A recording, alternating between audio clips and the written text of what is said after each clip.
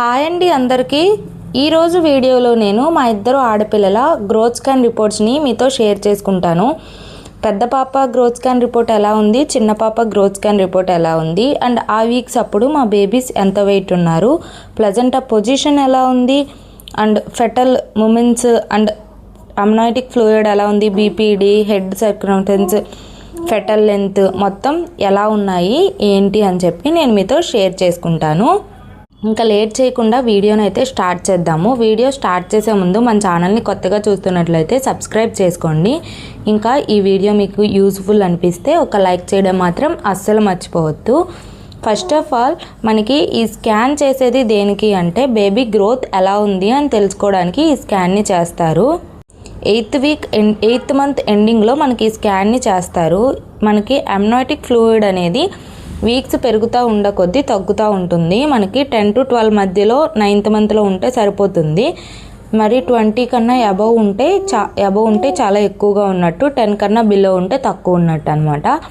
నాకు ఫెటస్ వచ్చేసరికి పెద్ద పాప అప్పుడు సింగిల్, చిన్న పాప అప్పుడు కూడా సింగిల్ ఫెటసే ఉంది. పొజిషన్ వచ్చేసరికి లాంగిట్యూడినల్ లై సిఫాలిక్ ప్రజెంటేషన్లో ఉంది నాకు బేబీ.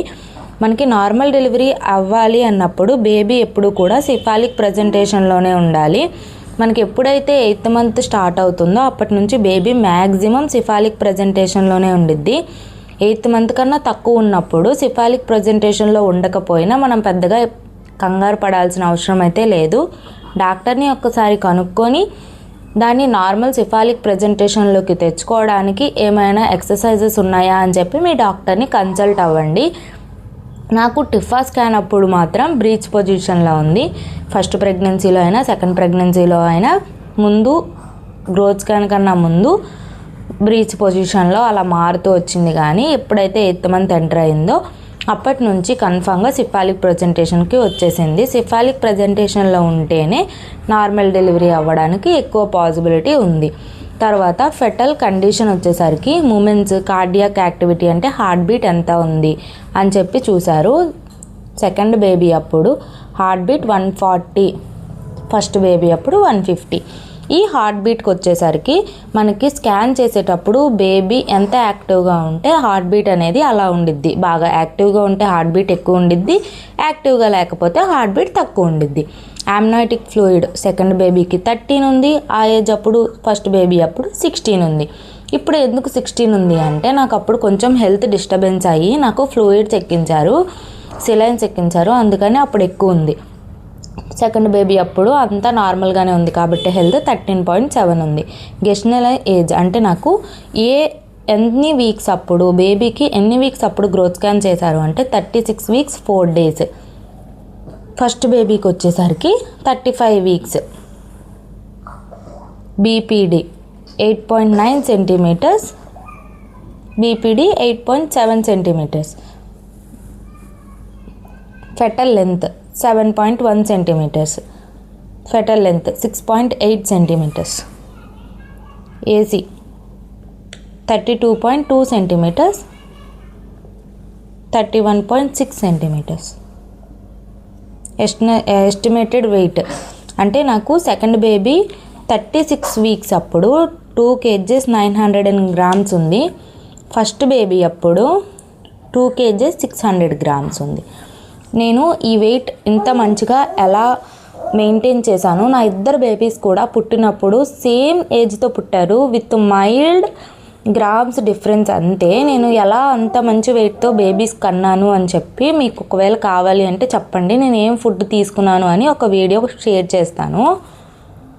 ప్లజెంటా పొజిషన్ వచ్చేసరికి second baby posterior, first baby anterior. దీనికి కూడా చాలామంది అంటారు గెస్టనల్ ఏజ్ అనేది పోస్టీరియర్ ఉంటే అబ్బాయి, యాంటీరియర్ ఉంటే అమ్మాయి అని. నేను దీని గురించి ఒక వీడియో పోస్ట్ చేశాను.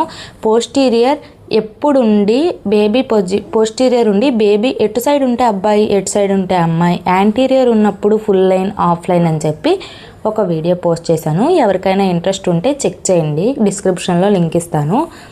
గ్రేడింగ్ 2 ఈ గ్రేడింగ్ అనేది మన బేబీ ఎంత మంచిగా ఎదుగుతుంది అని చెప్పి తెలుస్తుంది. ఫస్ట్ ఫ్యూ మంత్స్లో 1 ఉంటుంది, లాస్ట్ మంత్లో మిడిల్లో 2 ఉంటుంది, ఎండింగ్ వచ్చేసరికి 3 వస్తుంది, అంటే ఫుల్లీ డెవలప్డ్ అని. మీరు ఇక్కడ గమనించినట్లయితే వీక్స్ అన్నీ ఒకేలా ఉండవు.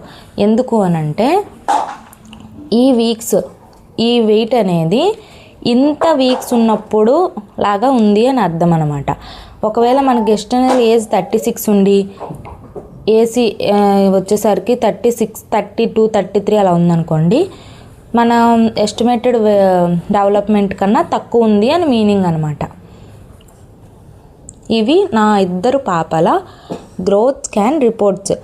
మీకు ఇంకా నా బేబీస్ని, నా 2 పిల్లలు కూడా పుట్టినప్పుడు 3.4 kgsతో పుట్టారు. సేమ్ వెయిట్ విత్ నార్మల్ డెలివరీతోనే పుట్టారు.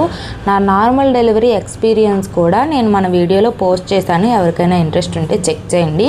అండ్ అంత మంచిగా వెయిట్ ఎలా పుట్టారు అనేది, మీకు ఏమైనా ఫుడ్ కావాలి, ఎలా తినాలి ప్రెగ్నెన్సీతో ఉన్నప్పుడు అంటే చెప్పండి, నేను ఒక వీడియో పోస్ట్ చేస్తాను. ఈ వీడియో కనుక మీకు నచ్చినట్లయితే, యూస్ఫుల్ అనిపిస్తే ఈ వీడియోకి లైక్ చేసి మీ ఫ్రెండ్స్లో ఎవరైనా ప్రెగ్నెన్సీతో ఉంటే వారికి షేర్ చేయండి. అండ్ వీరి వాల్యూస్ని బట్టి, ఈ పొజిషన్ని బట్టి గర్ల్ అండ్ బాయ్ డిసైడ్ చేయడం అవుతుందా అనేది మీరే కమెంట్ చేసి నాకు కమెంట్ సెక్షన్లో తెలియజెప్పండి. ఒక వీడియోతో మళ్ళీ మీ ముందుకు వస్తాను. అంతవరకు థ్యాంక్స్ ఫర్ వాచింగ్. బాయ్.